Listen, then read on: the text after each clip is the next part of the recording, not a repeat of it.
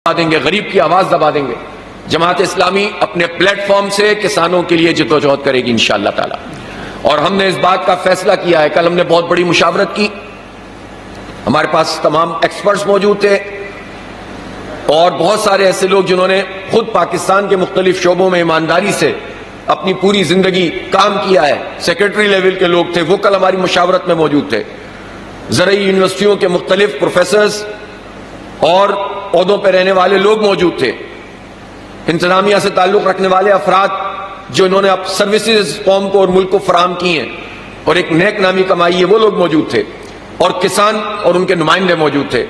اور ان سب کے اتفاق رائے سے ہم نے طے کیا کہ ہم کسی صورت میں بھی حکومت کو بھاگنے نہیں دیں گے، اسے خریداری کرنی پڑے گی۔ اور یہ کیا تماشا ہے کہ ایک طرف تو وزیر اعظم صاحب بیان جاری فرمائیں کہ ہم گندم کی خریداری کریں گے اور میں احکامات جاری کر رہا ہوں، اور دوسری طرف ان کی بھتیجی وزیر اعلیٰ صاحبہ کہیں کہ ہم خریداری نہیں کریں گے، اور کابینہ میں ہم نے طے کر لیا۔ آپ ہیں کون؟ 76 سال کی پاکستان کی اس پالیسی کو 4 لوگ بیٹھ کر، جن کی اپنی کوئی لیجیٹیمیسی نہیں ہے، جو جعلی حکومت ہے، جو فارم 47 پر قبضہ کر کے جمہوریت پہ شبخون مار کے آپ اقتدار میں آئے، اور آپ قوم کی تقدیر سے کھیلیں گے، آپ کسانوں کی تمناؤں سے کھیلیں گے۔ آپ کو ہم یہ اختیار نہیں دے سکتے، آپ جعلی حکومت ہیں، ہم احتجاج کریں گے۔ اور ہم 4 دن کا الٹیمیٹم دے رہے ہیں، خاص طور پر پنجاب حکومت کو اور پورے ملک کی حکومت کو۔ 4 دن میں اگر آپ اپنی اس پالیسی کو ریوائز نہیں کرتے کہ یہ گندم سرکاری سطح پر خریدی جائے، اور اپنا فیصلہ واپس نہیں لیتے خریداری نہ کرنے کا، اور ریٹ پراپر طریقے سے نہیں کرتے، تو 4 دن کے اندر اندر اگر یہ کام نہیں کیا تو پھر ہم وزیر اعلیٰ ہاؤس پر دھرنے کا، احتجاج کا، گھیراؤ کا اعلان کریں گے۔ اور میں یہ وارن کرنا چاہتا ہوں کہ اچھی بات یہ ہے کہ حکومت ہوش کے ناخن لے اور ان 4 دن میں فیصلہ کر دے۔ اگر انہوں نے اس احتجاج کو روکنے کی کوشش کی تو وہ تحریک جو شاید کچھ عرصے کے بعد حکومت کو گرانے کی چلنی ہے، ہو سکتا ہے اس کا آغاز کسانوں سے ہی ہو جائے، مزدوروں سے ہی ہو جائے، ان لوگوں سے ہو جائے کہ جو عوام ہیں اور جن کے اوپر یہ ظالم حکمران ظلم کر رہے ہیں۔ یہ جماعت اسلامی ہے، اس کا راستہ روکنے کی کوئی کوشش بھی نہ کرے۔ اس لیے ہم بہت واضح کرنا چاہتے ہیں کہ 4 دن، ان 4 دنوں میں بھی ہم پورے پاکستان میں اور بالخصوص پنجاب کے تمام اہم مراکز پر، ڈویژنل مراکز پر، ضلعی مراکز پر احتجاجی کیمپ لگائیں گے۔ اس میں کسان آ کر اپنا مقدمہ پیش کریں گے، ان کی آواز کو ہم میڈیا کے ذریعے سے پوری دنیا تک، پورے پاکستان تک پہنچائیں گے۔ سوشل میڈیا، اگر میڈیا اس میں حکومتی دباؤ میں آ کر بلیک آؤٹ کرنے کی کوشش کرے گا تو اصولی طور پر یہ اچھی بات نہیں ہے۔ یہی میڈیا شکایت کر رہا ہوتا ہے کہ حکومت کی طرف سے ان کو بہت سارے جبر کا نشانہ بنایا جاتا ہے، ان کی آواز بند کرنے کی کوشش کی جاتی ہے۔ لیکن ہم میڈیا سے بھی یہ درخواست کرنا چاہتے ہیں کہ وہ اس اہم مسئلے کو اس طرح سے اجاگر کرے جتنا یہ اہم مسئلہ ہے۔ یہ 60% لوگوں کا مسئلہ ہے۔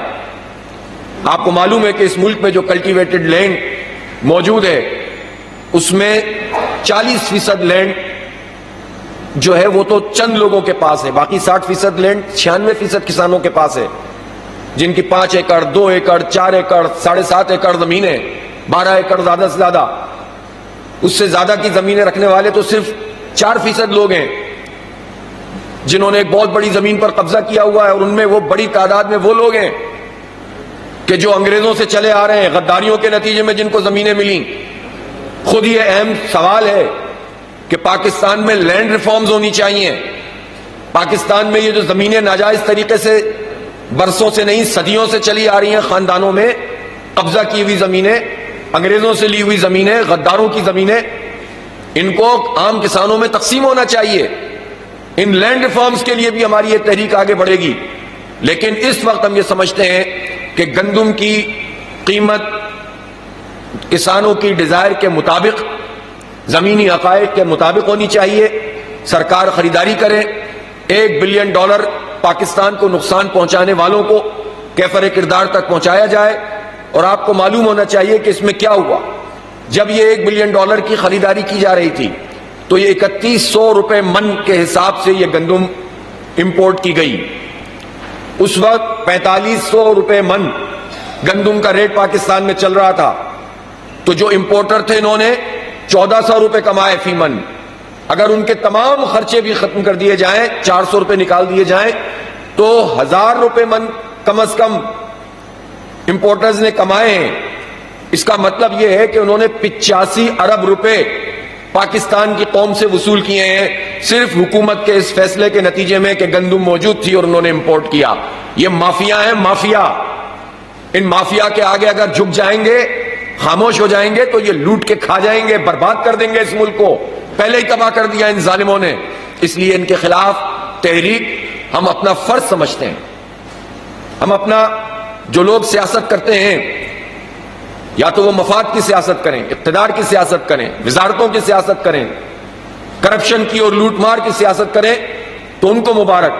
لیکن جو سیاست عوام کے لیے کرتا ہے اور سیاست کو عبادت سمجھ کے کرتا ہے، وہ اس ظلم پہ خاموش نہیں رہ سکتا.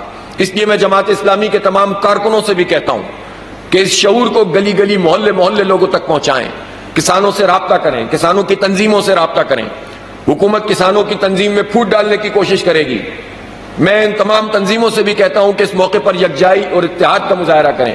میرے ساتھ کسان بورڈ کے صدر سردار ظفر حسین صاحب موجود ہیں. میں ان سے یہ کہوں گا کہ تمام کسانوں سے بڑے پیمانے پر رابطہ کیا جائے اور انہیں اپنی قوت کا اظہار کرنا چاہیے. اتنی بڑی قوت اللہ تعالیٰ نے انسانوں کو دی ہے، اور ان چند ظالموں کے آگے، چند خاندانوں کے آگے، چند تالے آزماؤں کے سامنے، چند جعلی فارم 47 پر آنے والے، اقتدار حاصل کرنے والے، ان لوگوں کے سامنے اگر سرنڈر کر دیں گے تو اس ملک کا اور عوام کا کوئی مستقبل نہیں ہوگا.